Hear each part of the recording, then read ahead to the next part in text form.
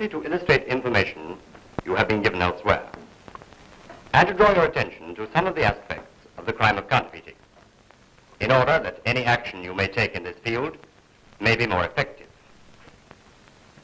Counterfeit coin was historically the first to appear, but along with the advent of paper money, counterfeiting of notes made its appearance, and it is mainly on this that counterfeiters concentrate today. Although the counterfeiting of currency of any particular country, in that country itself, is always very severely dealt with, sometimes legalizations do not provide penalties for the counterfeiting of foreign currency at all, or else provide penalties for it which are considerably lighter.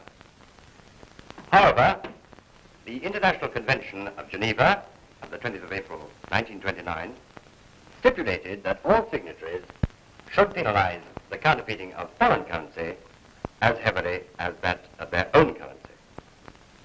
Counterfeiting is practiced on such a wide scale that it seriously affects national economy.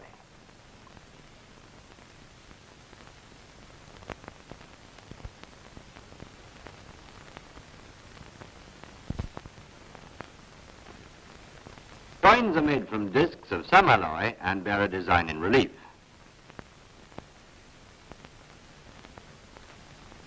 The edge of a coin may be smooth, ribbed, or engraved. Coins are counterfeited either by casting in a mold or by stamping.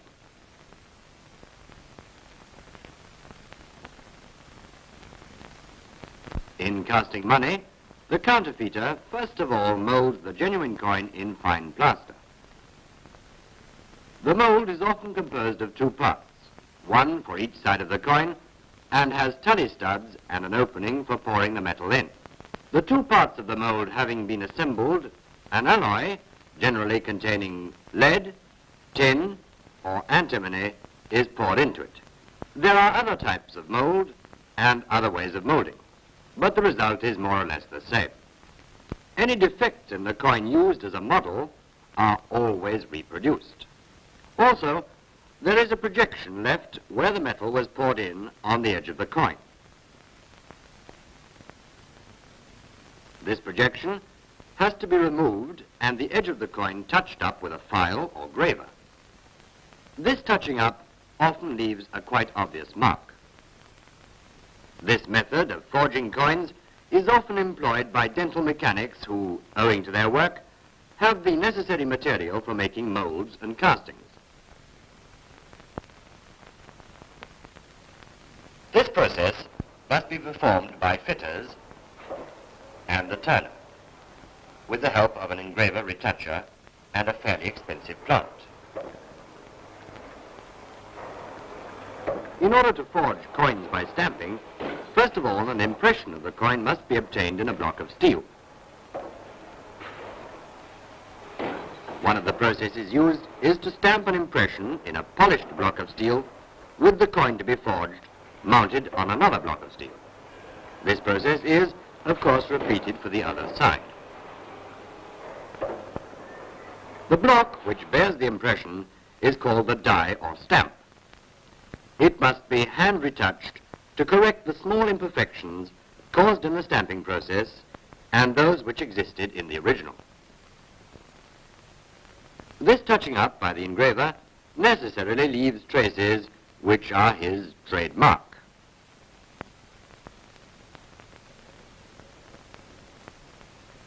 When the die has been retouched and any superfluous metal removed, it is hardened by tempering. If the edge of the coin is ribbed or bears designs in relief, special tools are necessary.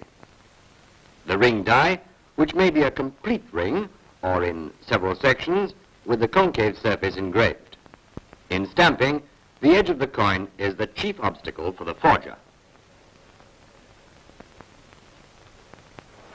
The discs or blanks used for making counterfeit coins are cut out of sheets of metal. The next step is the actual stamping. To obtain an impression of the die on the blanks, the counterfeiters may use a mechanically driven coining press or one worked by hand, a cutting or eccentric press, or a drop hammer. When a drop hammer is used, counterfeiters have to find isolated premises, as the noise it makes is very characteristic.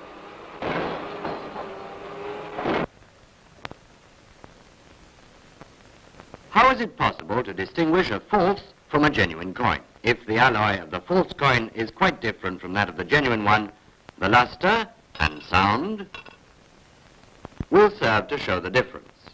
In order to obtain the requisite luster, forgers sometimes use electroplating to cover the base metal of the coin with a thin layer of gold or silver. In such cases, scratching the coin will show whether it is genuine or not. The density of the metal may be determined also. Spectrum analysis may also be useful in the identification or comparison of coins. However, the spectroscope is of no help in determining the authenticity of a coin, which is made from an alloy of the same composition as the genuine one. This may happen when there is a difference in the market value of the metal and its value in the form of coins. In such an event, as in all the others, it is the examination of the design which is the most certain method of determining whether a coin is genuine or not. And this is done by discovering the trademarks left by the engraver retoucher, mainly on the edge of the coin.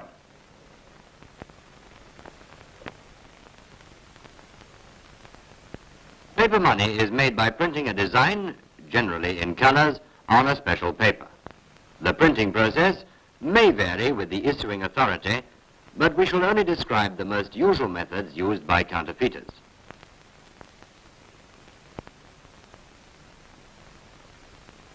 Complete notes are very rarely drawn by hand.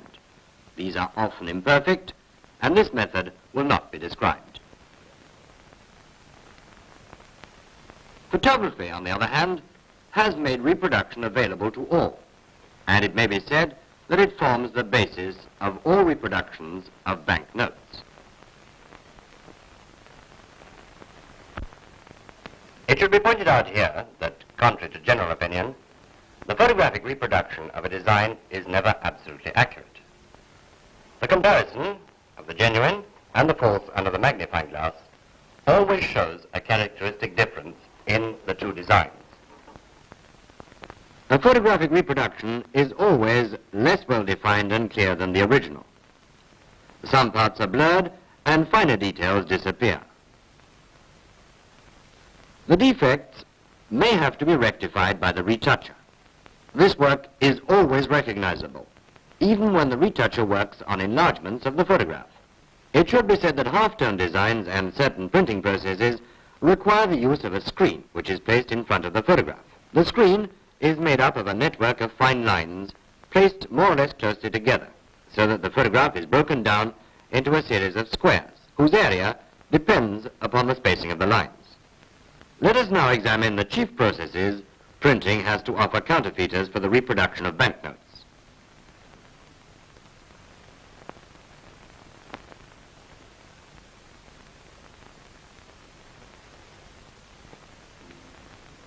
The design to be reproduced is placed on a sheet of metal, wood, rubber, or plastic, and the surface around it removed with an appropriate tool.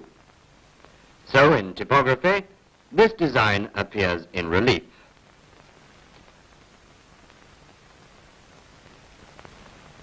In order to obtain a reproduction on paper, the surfaces in relief are covered with an even layer of ink.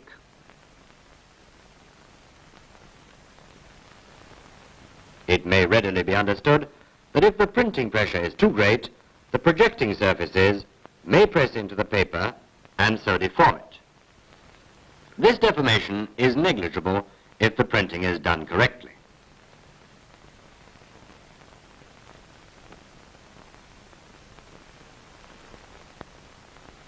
A thin layer of fish glue containing bichromate is spread over a zinc or copper plate. This layer is spread out evenly and dried in a whirler. After this, the layer becomes light sensitive. The forger may thus reproduce the photograph on this plate by exposing it to a strong light, say that of an electric arc, for example. Where the light strikes the sensitized layer, the bichromate glue becomes insoluble. When it is washed in water, the metal is exposed where the layer was protected from the light. The plate is then immersed in an acid bath. The metal is attacked where it has been exposed. In this way, a block is obtained with the original design in relief. Typographic reproduction may consequently make depressions in the paper.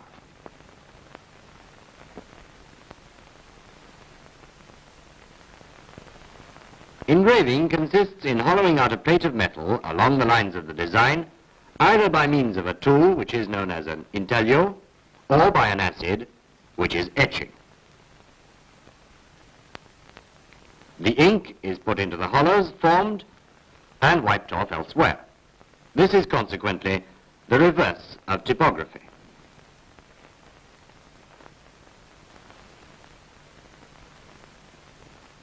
If the pressure is too great when printing, the paper is deformed, but this time in relief.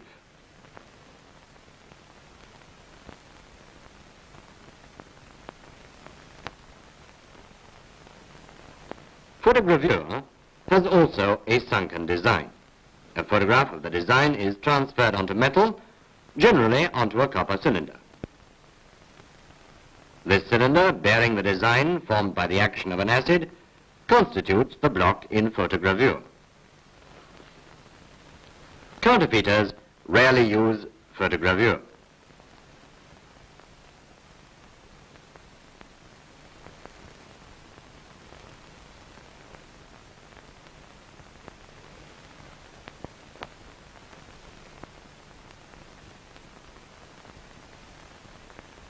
Lithography makes use of the well-known fact that oil and water do not mix. A design is drawn on a piece of very fine-grained limestone with a special fatty ink. If the stone is wet, the inking roller will only deposit the ink on the parts bearing the design, as these have not retained any water.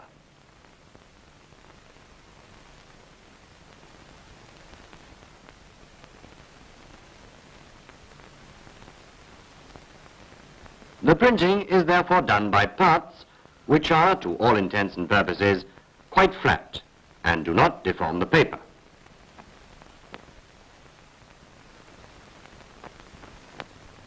Let us now replace the heavy lithographic stone by a thin sheet of metal. As in the making of photographic plates, a light sensitive layer containing bichromate is spread over the plate, and the photograph to be reproduced is copied by exposure to light. Then, by a special process, water-absorbent salts are deposited on the parts of the plate not protected by the bichromate layer.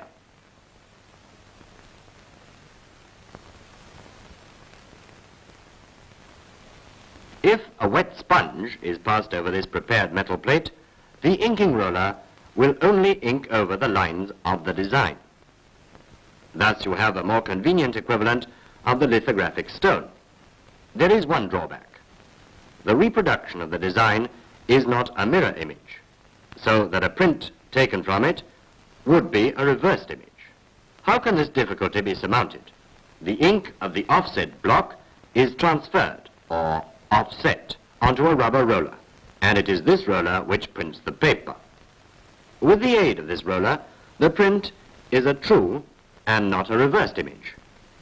Offset printing is extensively used by counterfeiters because it is fast and faithfully reproduces the colors.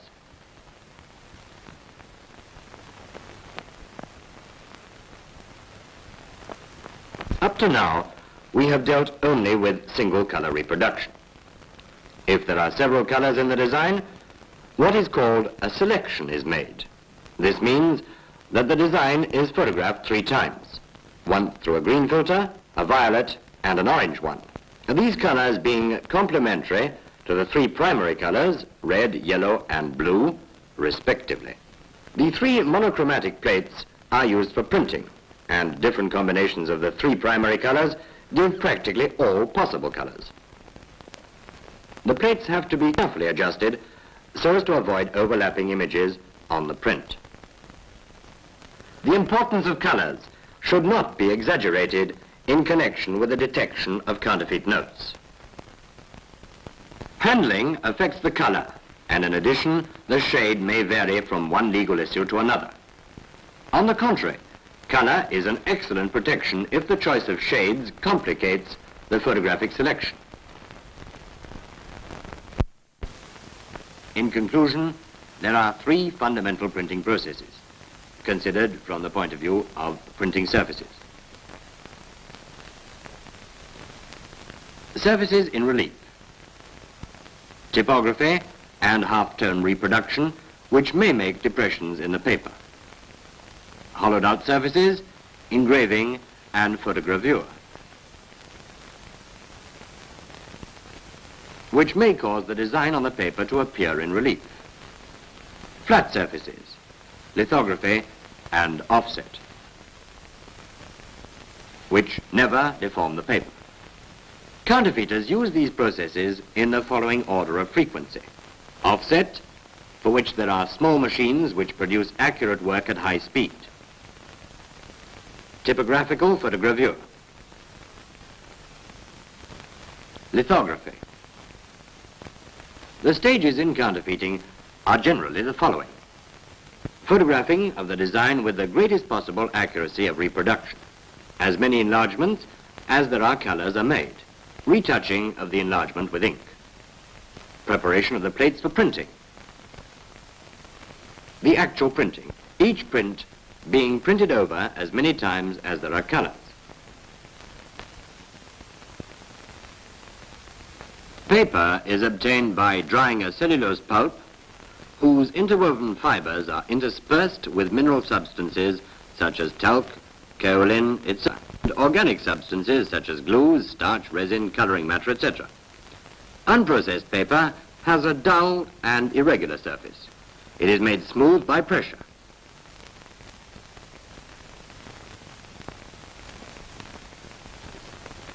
The paper is submitted to different processes according to the type required, some being treated with acids, other with coloring matter, paraffin, and so on.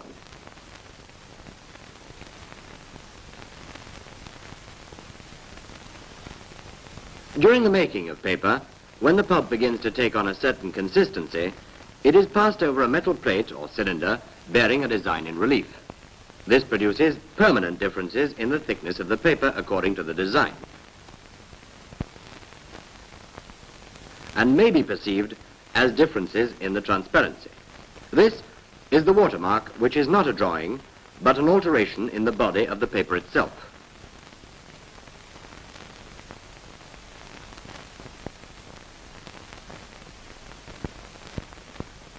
For the counterfeiter, the watermark is a serious difficulty, perhaps the greatest.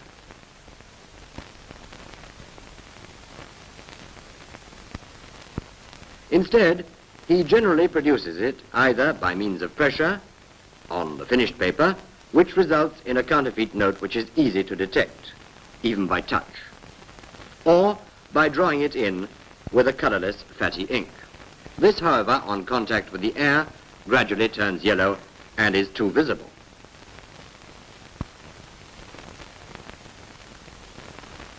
During the manufacture of the pulp, special ingredients may be mixed in, such as fine strips of metal, colored silk, etc. In such cases, counterfeiters do not make a special paper, but add these substances by means of pressure, or just draw them in with delicate strokes of the pen, or by printing.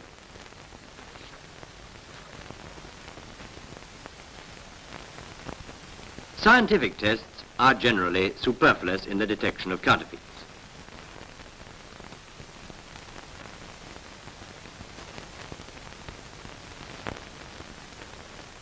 It is the examination of the watermark which is of the greatest importance.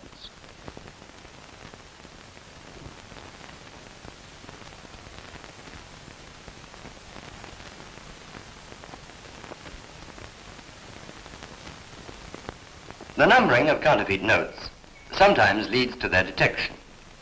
The issuing authorities often use codes which, by the application of certain arithmetical formulae, make it possible to say straight away if the note is genuine or not.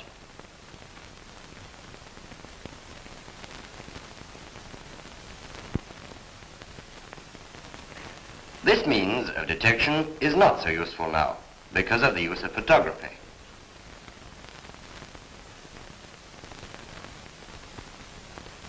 However, it is clear that something is wrong if there are two notes with the same number.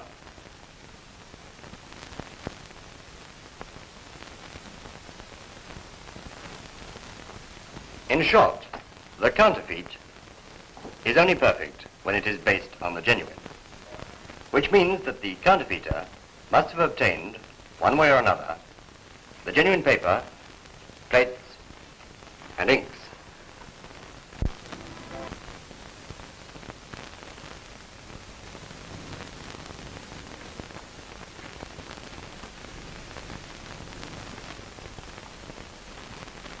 We shall only deal with counterfeit notes. Actually, what we shall say applies more or less to counterfeit coins as well. Generally speaking, counterfeiters print notes of moderate face value, such as are commonly used by the man in the street. The $10 bill, $20 or $50, the £1 note, and the £5 note, 100 Belgian francs and 20 Swiss francs. The exchange rate of the genuine currency influences counterfeiters greatly. They will counterfeit currency which is in great demand but difficult to obtain. In other words, local and international political and economic conditions have a great influence on counterfeiting. Thus, it is more profitable to counterfeit hard currencies, and the profit depends, of course, on the difference between the official and the unofficial rate of exchange. Furthermore, the counterfeiting of foreign currencies is a better proposition, since they're not so well known to the general public and not so easily detected. In countries where currency restrictions exist, the victim, being himself on the wrong side of the law, thinks twice about reporting the matter. As the manufacturing is done in one country and the selling in another, the work of the police is complicated, or at least that is the intention of the counterfeiter.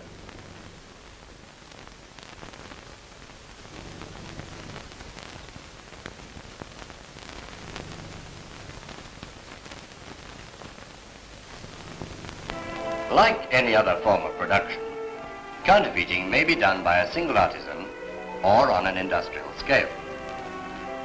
When the artisan takes up counterfeiting, the process is primitive. The lower middle class counterfeiter works in a room at home with an ordinary camera or uses his skill at draftsmanship to reproduce the genuine money.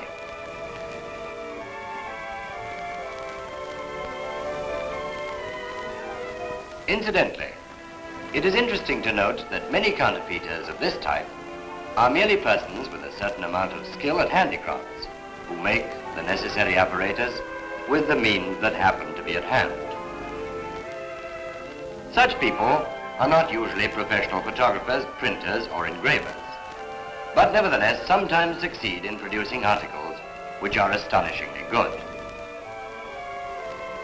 There are three variations of large-scale counterfeiting schemes. Firstly, there is the professional printer having all the necessary equipment, using his workshop for counterfeiting while carrying on a normal business.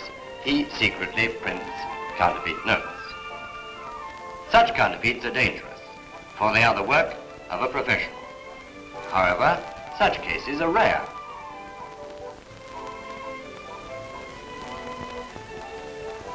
All the work is done on the spot by the same persons and more or less during the same period.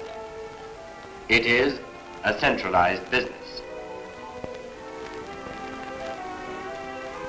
The second variation differs from the first one just mentioned in that there is not necessarily a workshop ready for an immediate use.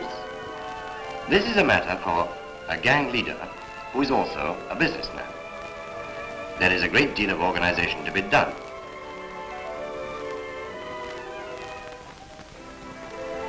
The choice of the site for the workshop is important. The counterfeiters could be betrayed by the noise of machines or by visits at unusual times.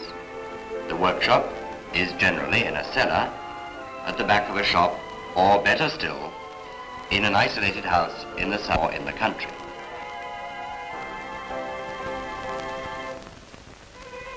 The apparatus for the workshop is either built or, as is generally the case, bought from a wholesaler or second-hand dealer. Then begins the search for the paper. This has sometimes to be bought abroad or even stolen from stocks of the genuine paper.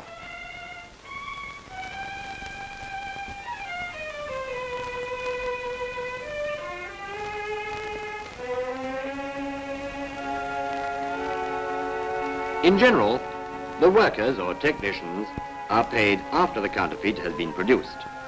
They receive genuine money or occasionally counterfeit money which they have made themselves. In the latter case, they may become freelance salesmen of counterfeits. They are often cheated out of the money which they were originally promised. Since the counterfeiters have little confidence in each other, it often happens that they do not know who the organizers are.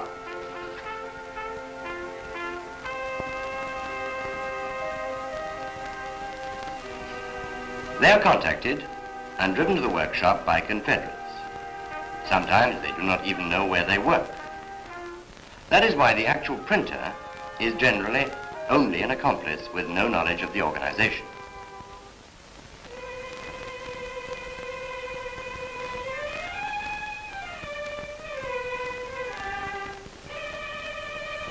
Once the printing has been done, the counterfeiters generally dismantle the workshop and the workers scatter. They stock the counterfeit money and wait a certain length of time before they put it into circulation. It is rarely that both printing and circulating go on at the same time.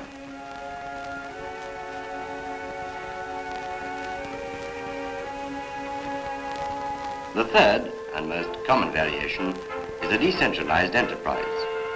There is not just one workshop, but a whole series of them used for a short time only.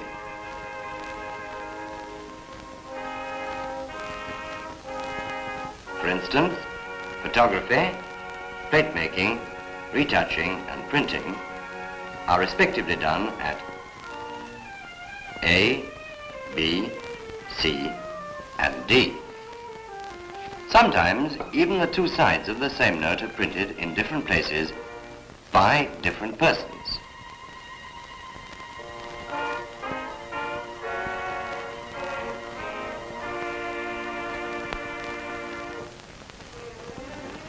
The artisan counterfeiter never manages to produce a large quantity of notes, of course.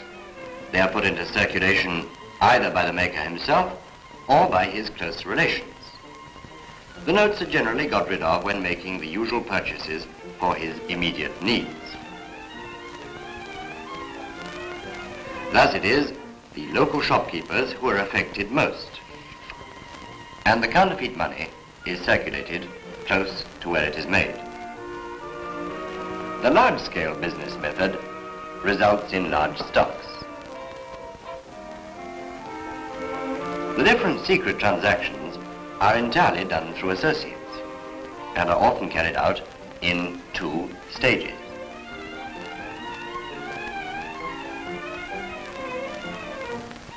The agreement is made between the producer and the wholesaler, while the exchange of counterfeit for good notes takes place at another time in another place, and sometimes between other persons anywhere in the most unexpected places.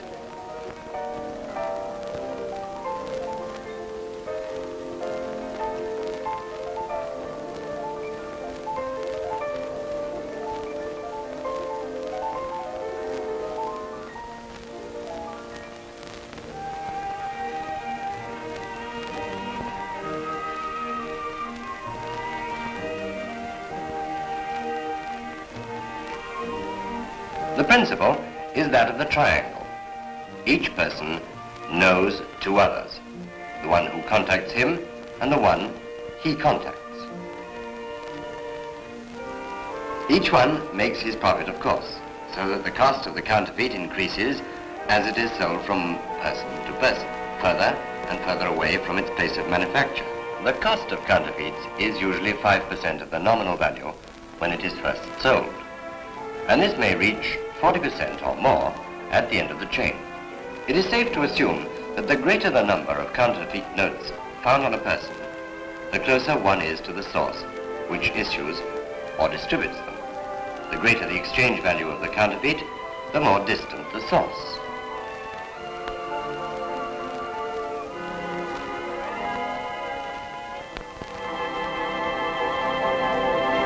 Small sums of counterfeit money are generally put into circulation by buying some object or another from a shopkeeper. By obtaining change for a counterfeit note in a shop or travel agency. This is its simple aspect.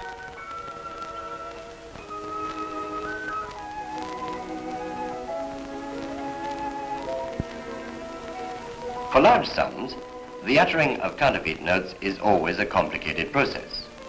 The criminal who plays for high stakes will take his time over it, carefully creating confidence by regular purchases with genuine money, so that he may in the end buy something of far greater value with counterfeit notes, which are sometimes done up in bundles with genuine notes at the top and bottom. There are thus a great many ways of uttering counterfeit money. They merely depend on circumstances and the ability of the criminal.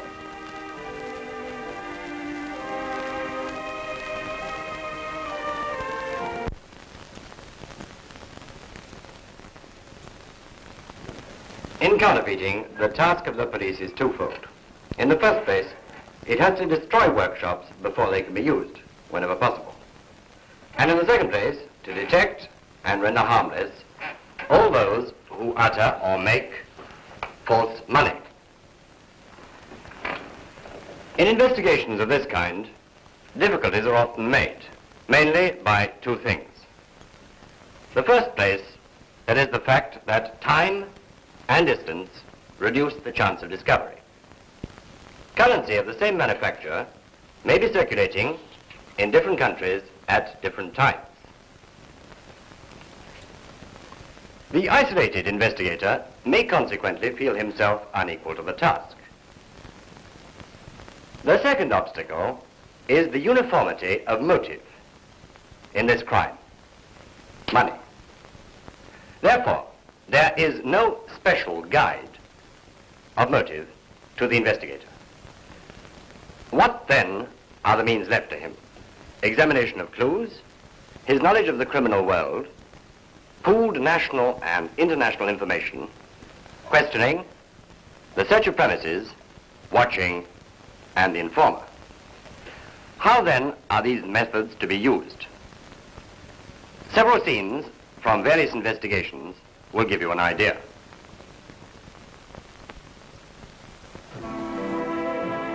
There is always something to go on, the counterfeit note itself. The investigation should never begin until information has been obtained about the counterfeit and his characteristics. In doing his work, the counterfeiter always leaves his trademark.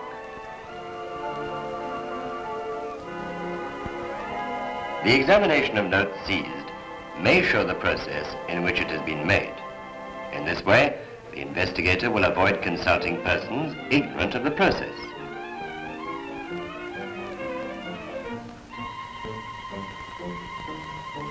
The examination of the paper will sometimes give an indication as to its origin. By comparing with other notes seized, the investigator can connect up different cases and establish a connection between them, which was not at first apparent.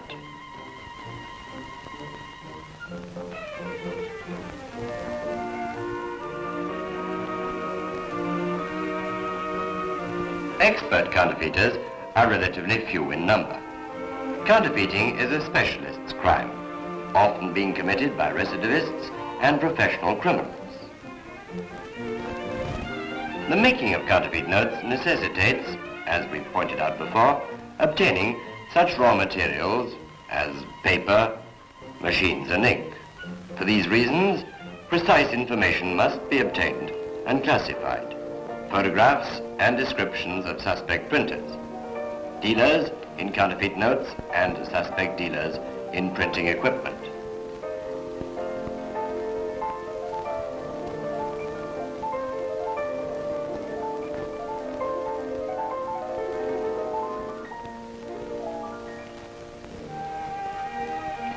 A knowledge of the criminal world does not only mean a knowledge of criminals.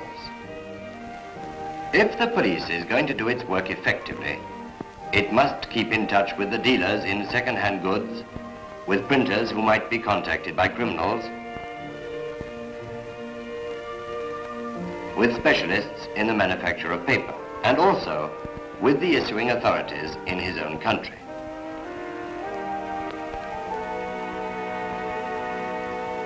This preventive work can only be done by the pooling of information and close cooperation between all police forces of the country.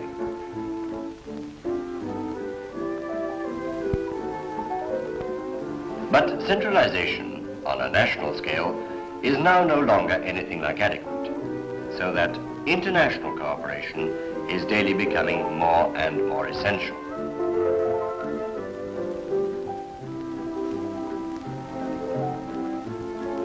In fact, any purely national attempt to suppress counterfeiting is now foredoomed to failure.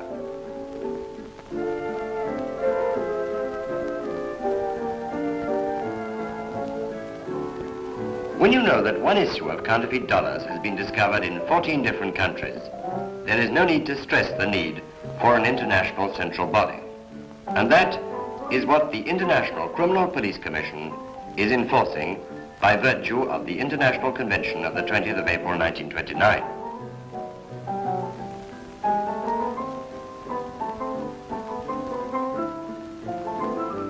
On an international level, and according to this agreement, the General Secretariat of the International Criminal Police Commission directs investigations and keeps records of counterfeiters and dealers in counterfeit money.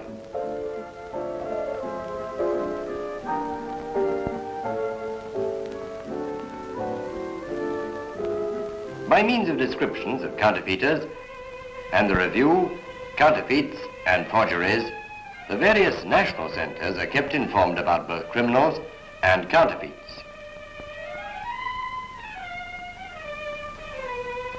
There is one thing that should always be remembered, and that is that the discovery of a counterfeit note is never merely of local importance, even if the local police think that they may be able to solve the problem themselves. Effective suppression necessitates the centralization and coordination of an all-out effort.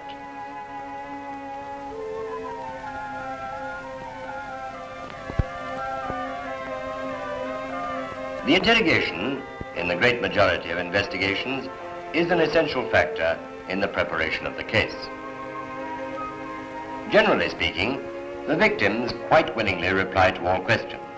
But what do they know? Nothing or practically nothing. There is little hope of getting anything of use from them. However, the victim's description of the man who gave the note may be good enough to identify one of the criminals. It may seem that it would be best to question the well-known criminal, and the temptation to bring him in for questioning would be strong. We shall not here give any advice on how to conduct the question, but let us imagine what would have happened if the suspect had been prematurely interrogated. Dealers in counterfeit money are generally criminals of the cleverest and most cunning type. The money hasn't the faintest suspicion that it wasn't genuine. At this stage, there is no other evidence apart from the counterfeit money, and nothing is easier for the criminal to find an excuse and to make up some story which would more or less exonerate him and protect his accomplices. He might mention a bar and give a man's nickname, but there is nothing which will either confirm or disprove his statement.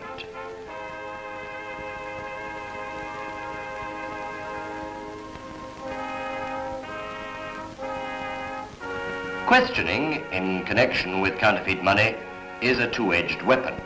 There is the danger that the alarm would be given and that the organization of counterfeiters, which might have been rounded up with other methods, will disperse.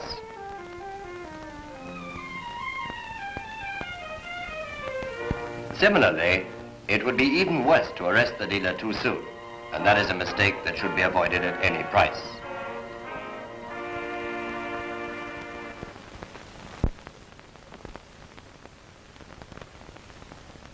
The same remarks also apply to a badly timed search.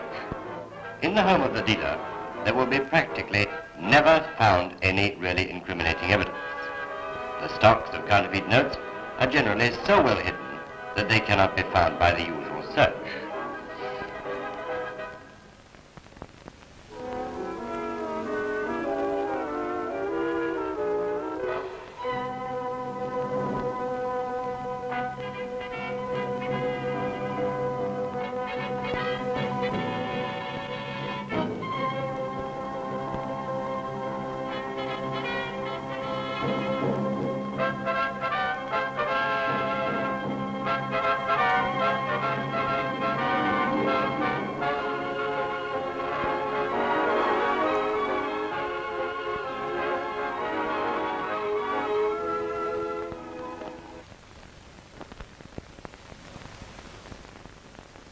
In order to facilitate the work of the police and to get into touch with certain criminals, informers might have to be used.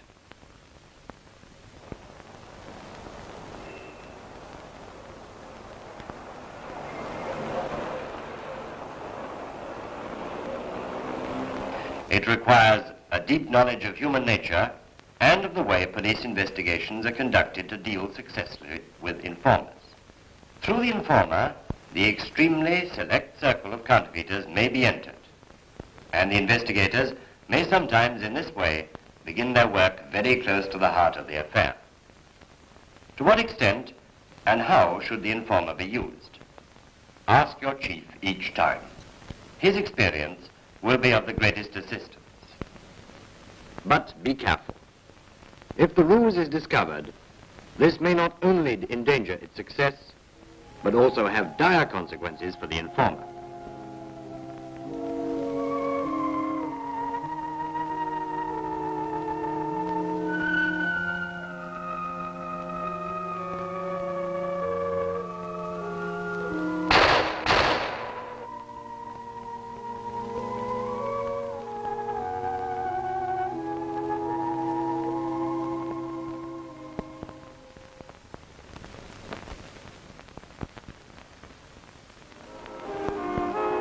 When the police have been able to identify an important criminal, their best plan would be not to arrest him, but to use all their imagination and skill to see what he does and how he acts, to find out who he associates with, what his habits are, and the people he meets.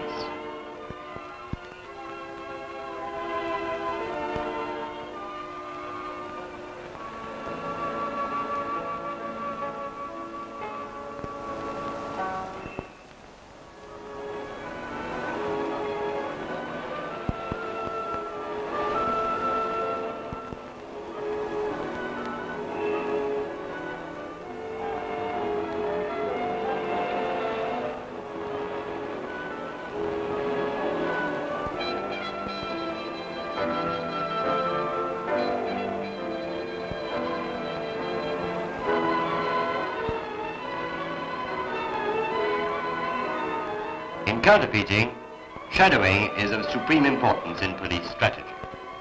Only in this way can the job be done thoroughly, with discretion, and effectively.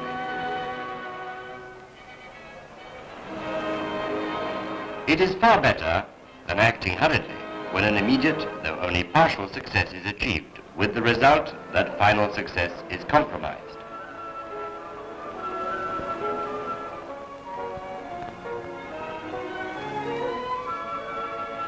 In order to discover the whereabouts of the secret workshop, or, if this cannot be done, the place where the stock of counterfeits is kept, time and patience are needed. And there is practically no other way than to get the criminal himself or his conscious or unconscious accomplice to lead you there. It is a thankless, difficult, and boring task. It may take several weeks or even months. It requires a considerable number of men and adequate resources.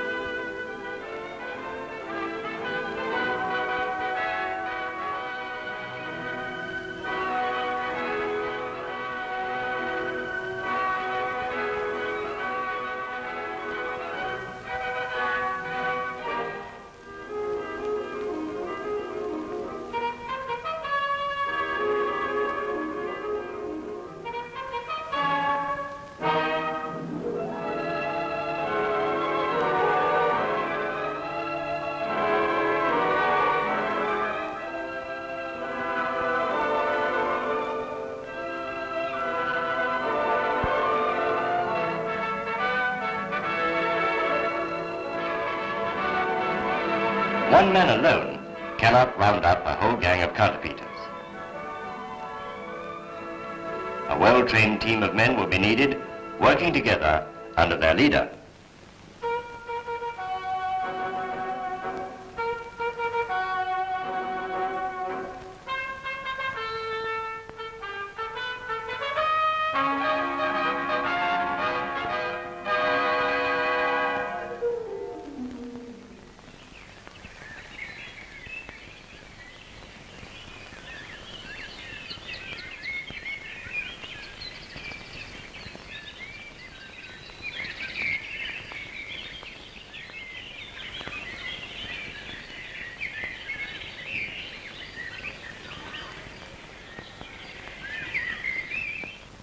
It is not the number of arrests that is important in the suppression of counterfeiting, but the importance of the men arrested.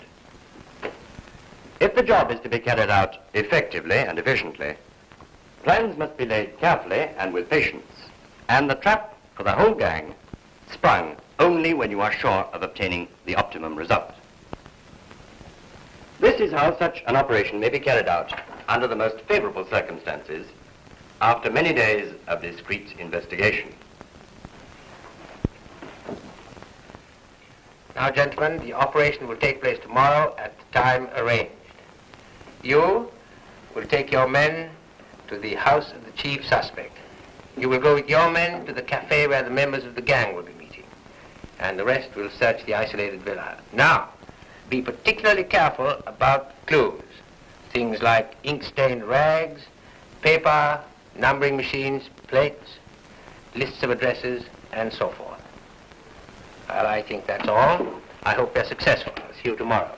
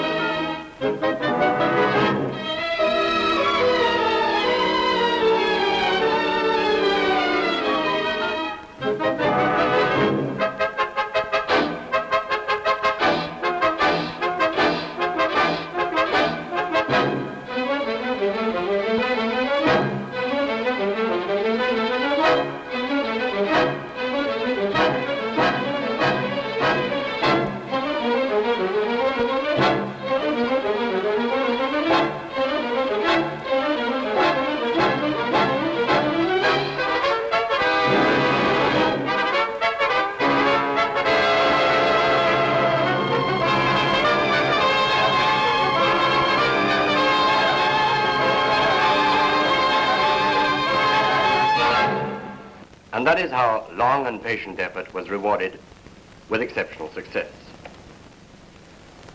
But the case does not end with the arrest. The criminals, once they've served their sentence, may start again. They may also have accomplices in many other countries. The criminal world has no frontiers. Police work, therefore, to be really effective, must embrace the whole world. Your successes, your experiences, must be available to all. You yourself may one day benefit from the successes of others. And it is for this purpose, for this indispensable exchange of ideas and information, and for the service of the public, that the International Criminal Police Commission exists.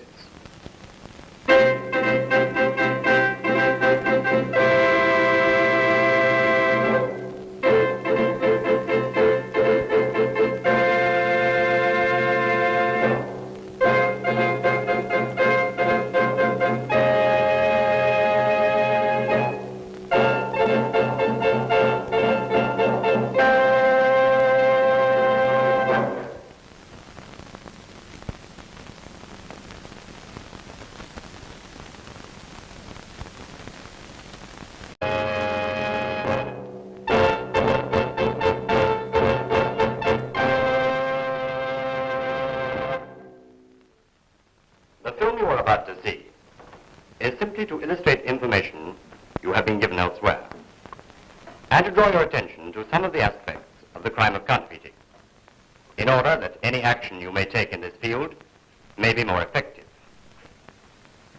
Counterfeit coin was historically the first to appear, but along with the advent of paper money, counterfeiting of notes made its appearance, and it is mainly on this that counterfeiters concentrate today. Although the counterfeiting of currency of any particular country, in that country itself, is always very severely dealt with, sometimes legalizations do not provide penalties for the counterfeiting of foreign currency at all, or else provide penalties for it which are considerably lighter. However, the International Convention of Geneva of the 20th of April 1929 stipulated that all signatories should penalize the counterfeiting of foreign currency of steel. One of the processes used is to stamp an impression in a polished block of steel with the coin to be forged mounted on another block of steel. This process is, of course, repeated for the other side. The block which bears the impression is called the die or stamp. It must be hand-retouched to correct the small imperfections caused in the stamping process and those which existed in the original. This touching up by the engraver necessarily leaves traces which are his trademark.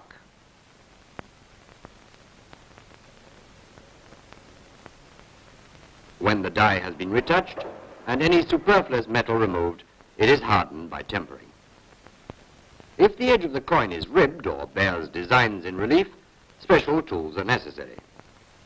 The ring die, which may be a complete ring or in several sections with the concave surface engraved. In stamping, the edge of the coin is the chief obstacle.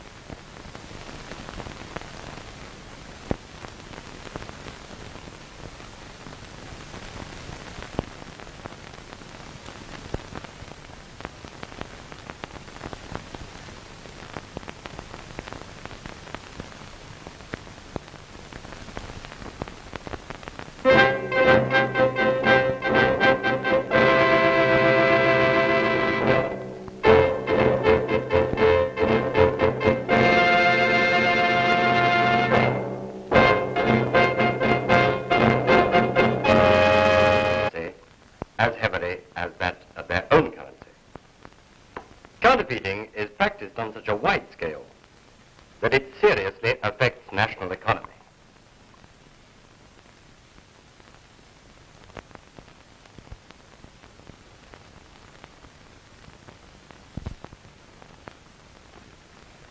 Coins are made from discs of some alloy and bear a design in relief.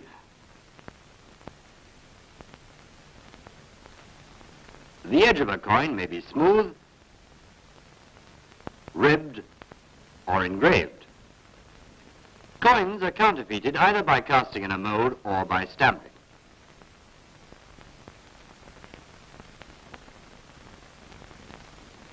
In casting money, the counterfeiter first of all molds the genuine coin in fine plaster.